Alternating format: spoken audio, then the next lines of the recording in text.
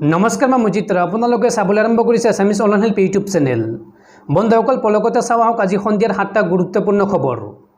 বন্ধুসকল প্ৰথম খবৰটিয়ে হৈছে অসমবাসীলৈ ভাল খবৰ। ৰাজ্যত ৰাষ্ট্ৰীয় উদ্যানৰ সংখ্যা 7খনলৈ বৃদ্ধি পালে। নতুনকৈ সংযোজিত হল দিহিং পাটকাই। ৰাজ্যত ৰাষ্ট্ৰীয় উদ্যানৰ সংখ্যা 7খনলৈ বৃদ্ধি পালে। আজি ৰাষ্ট্ৰীয় উদ্যান হিচাপে ঘোষণা কৰা হল দিহিং পাটকাই।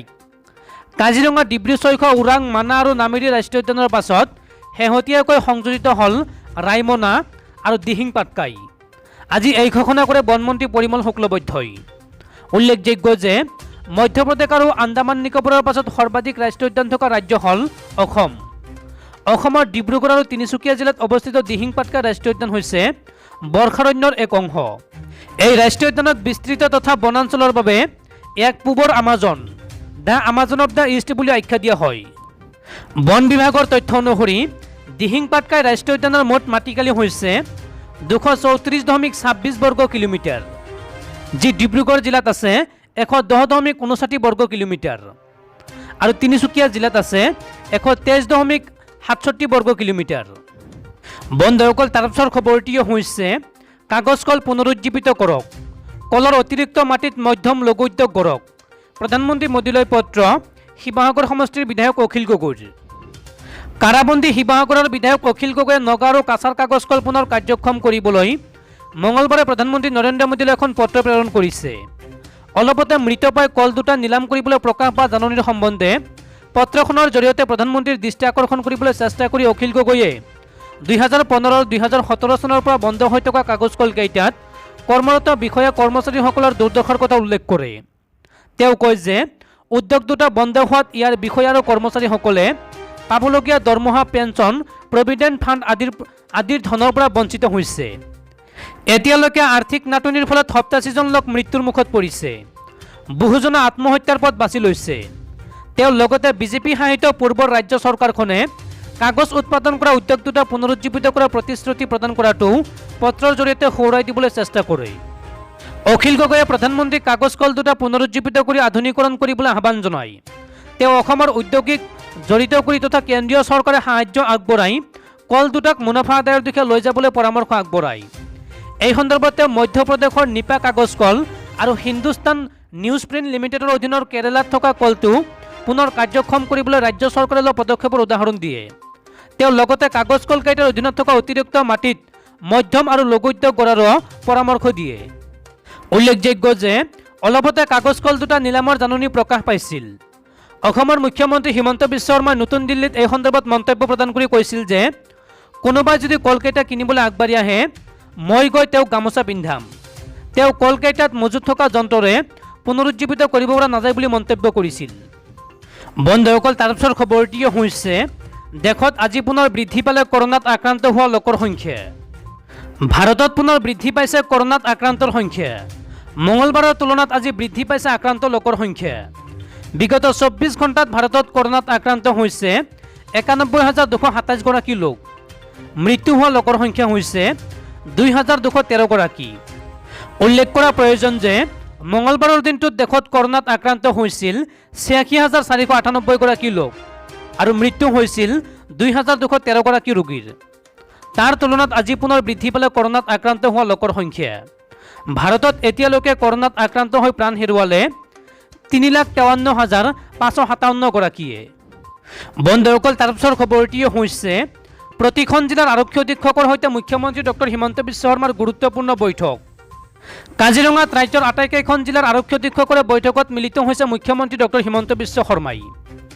আৰক্ষীক নৰূপ দিয়াৰ উদ্দেশ্যে মুখ্যমন্ত্ৰীৰ উদ্যোগত অনুষ্ঠিত হৈছে এই পৰ্যালোচনা বৈঠক।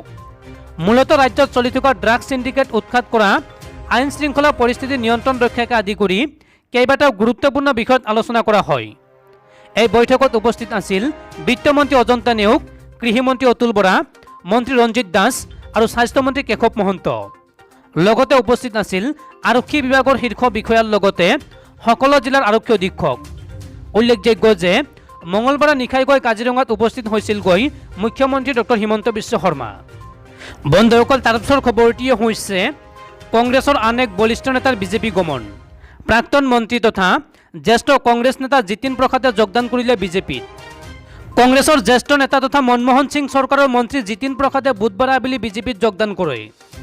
ৰাষ্ট্ৰীয় ৰাজধানী দিল্লীৰ বিজেপি মুখ্য কাৰ্যালয়ত এক চমু অনুষ্ঠানত কেন্দ্ৰীয় মন্ত্ৰী পীযুষ গোয়েলে প্ৰসাদক দলৰ সদস্যপদ প্ৰদান কৰে। ইফালে গোয়েলে কয় যে প্ৰসাদে দলত যোগদান কৰাৰ কাৰ্যই দলটোক উৎসাহিত কৰিব।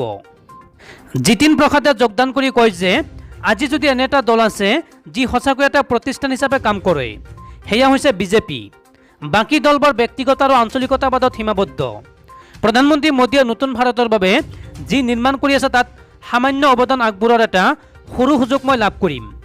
কংগ্ৰেছৰ কথা উল্লেখ কৰি প্ৰসাদে কয় যে যদি আপুনি এটা দলত থাকিব নোৱাৰে আৰু আপোনাৰ লোকসকলক সহায় কৰিব নোৱাৰে তেন্তে তাত বাস কৰি কি লাভ। মই আশা কৰোঁ বিজেপি সমাজসেৱাৰ মাধ্যম হৈ থাকিব। বন্ধুসকল, তাৰপিছৰ খবৰটিয়ে হৈছে আকৌ নতুন বিপদ। এইবাৰ কৰোণাত আৰোগ্য হোৱা লোকসকল আক্ৰান্ত হৈছে হাৰ্পিছ, চুলিসৰা আৰু মুখৰ বিভিন্ন ৰোগত।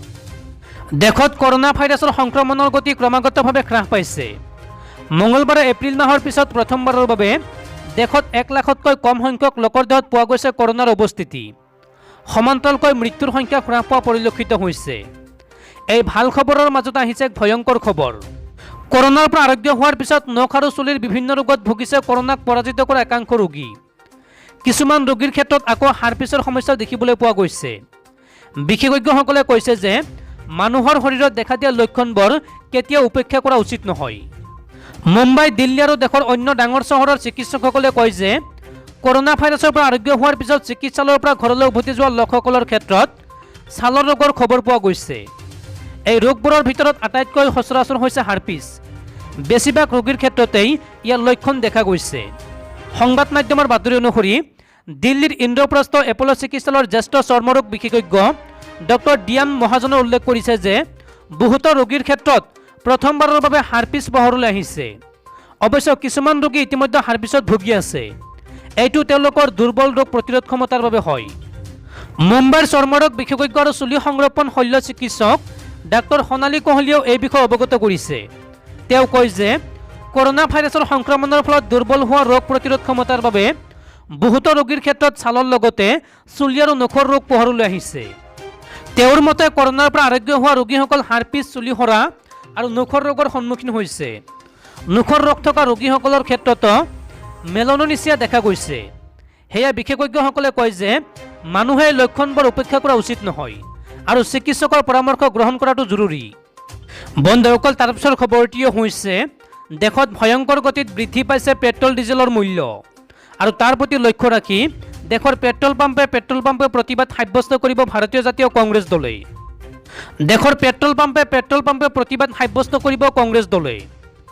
11 জুনত দেশজুৰি প্ৰতিবাদ কৰিব কংগ্ৰেছে।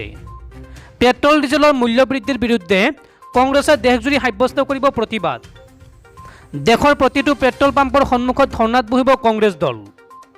জিলাই জিলাই সাব্যস্ত কৰিব প্ৰতিবাদ।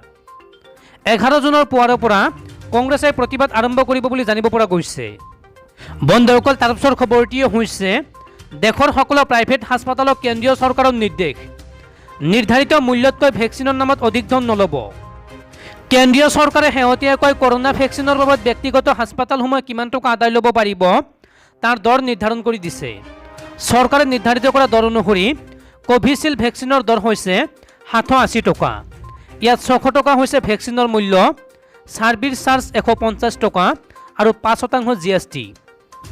কোভাক্সিন ভেকচিনৰ দৰ হৈছে 1410 টকা।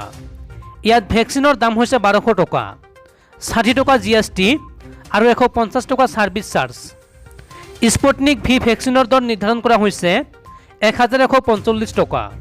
ইয়াত 948 টকা হৈছে ভেকচিনৰ মূল্য, 47 টকা GST আৰু 150 টকা ছাৰ্ভিচ চাৰ্জ। ব্যক্তিগত হাস্পতালৰ বাবে এই দৰ বান্ধি দি কেন্দ্ৰীয় চৰকাৰে কঠোৰভাৱে নিৰ্দেশ প্ৰদান কৰি কৈছে যে প্ৰাইভেট হাস্পতালসমূহে ইয়াতকৈ অধিক দাম ভেকচিনৰ নামত যাতে আদায় নকৰে আৰু যদিহে কৰে কঠোৰ ব্যৱস্থা গ্ৰহণ কৰাৰ সকিয়নি প্ৰদান কৰে। সকলো ৰাজ্যক 150 টকাতকৈ অধিক ছাৰ্ভিচ চাৰ্জ নল'বলৈ নিৰ্দেশ প্ৰদান কৰিছে কেন্দ্ৰীয় চৰকাৰে। এই সমগ্ৰ প্ৰক্ৰিয়াৰ ওপৰত চোকা দৃষ্টি ৰাখিবলৈ সকলো ৰাজ্যক নিৰ্দেশ প্ৰদান কৰিছে কেন্দ্ৰীয় চৰকাৰে। বন্ধুসকল, তাৰপিছৰ খবৰটিয়ে হৈছে এক ভয়ংকৰ তথ্য। তামিলনাডুত 28টাকৈ হাতী কোভিড-19ত আক্ৰান্ত হৈছে। কেৱল মানুহৰ দেহতে নহয়, আন জীৱ জন্তুৰ দেহতে ধৰা পৰিছে কৰোনা। 28টাকৈ হাতীৰ দেহত কোভিডৰ উপস্থিতি ধৰা পৰাৰ পাছত চিন্তিত হৈ পৰিছে তামিলনাডুৰ বন বিভাগ। ৰাজ্যখনৰ মাদুমালাই টাইগাৰ ৰিজাৰ্ভত মঙলবাৰে হাতীৰ দেহত কোভিড পৰীক্ষা কৰা হৈছিল। এই কোভিড পৰীক্ষাত বনাঞ্চলখনৰ থেপ্পাকাডো বন শিবিৰৰ 2ৰ পৰা 60 বছৰ বয়সৰ হাতীক কোভিড পৰীক্ষা কৰাৰ সময়ত 26টা প্ৰাপ্তবয়স্ক আৰু 2টা পোৱালি হাতীৰ দেহত কোভিড-19 পজিটিভ ধৰা পৰে। এই তথ্য পোহৰলৈ অহাৰ পিছতেই কোভিড-19 ধৰা পৰা হাতীকেইটাৰ কোভিড-19ৰ নমুনা উত্তৰ প্ৰদেশৰ ইণ্ডিয়ান ভেটেৰিনাৰী ৰিচাৰ্চ ইনষ্টিটিউটলৈ প্ৰেৰণ কৰা হৈছে। উল্লেখযোগ্য যে কেইটামান হাতীৰ দেহত কোভিডৰ লক্ষণ দেখা পোৱাৰ পাছত কোভিড পৰীক্ষা সম্পন্ন কৰা হৈছিল। ইয়াৰ পূৰ্বে চেন্নাইৰ এখন পাৰ্কত সিংহৰ দেহত কোভিডৰ উপস্থিতি পোৱা গৈছিল। হাতী আৰু সিংহৰ দেহত কোভিডৰ উপস্থিতি ধৰা পৰাৰ পাছত আন বন্যজীৱৰ দেহতো এই ঘাতক ভাইৰাছৰ সংক্ৰমণ হ'ব পাৰে বুলি বিশেষজ্ঞসকলে সম্ভাৱনা ব্যক্ত কৰিছে। ইতিমধ্যে পোহনীয়া কুকুৰৰ দেহতো কোভিডৰ উপস্থিতি পোৱা গৈছে।